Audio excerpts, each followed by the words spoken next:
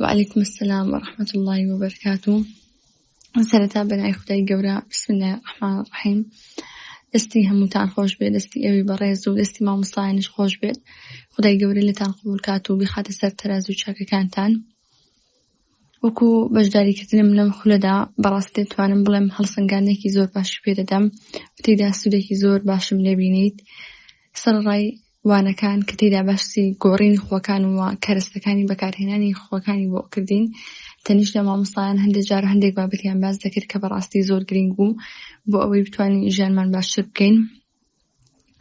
و من لە سەرەتای ئەم خولەدا چەند خوێکم دانا بوو، هی باش و هی خراپ. خۆ خراپەکان بۆی تەرکەم و خۆ باشەکان بۆی تاندا مەوجود بێت. ئەتوانم بڵێم لە 170 بۆ 80 جێبەجێ کردووە الحەمدولله. خۆکە کەرەستەکانی زۆر جوان ڕێخستەوە پێت دەدات بۆ ئەوەی کەواتر گەێنێ چۆن بتوانی خۆیکی خراپ واز لێبێنیت و خۆیکی خراپ پەرە بدەی بەخۆتا. بەڵام بێگومان ئەمەش دوای هەوڵی بەشدار بۆکە دەبێت کە تێیدا بڕیار دەگات و وەڕاهێنانە کرداریەکان دەگات و لەگەڵیشدا هەوڵ دەدات. دوای ئەمانە دەتوانم بڵێم کەوا سوودێکی زۆری دەبێت و بە ئیزنی خودای گەورە دەگەیتە ئەوەی کەوا خۆت دەتەوێت.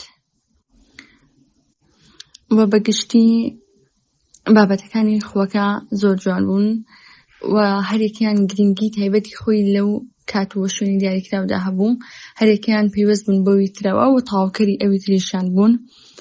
و بەڕای من ئێستا بە ئاسانی دوای ئەم خولەوە دەتوانم بڵێم ئەگەر ڕۆژێک خۆیکی خراپترم هەبێ و بمەوێت نەمێنێت یان خۆیکی باش بنیادەم، لە ئێستادا کەرەستەی زۆر باشم لە بەردەستایە و دەتوانم بەکاریان بێنم لە ڕێگەی ئەم خولەوە کەوا فێر بووم.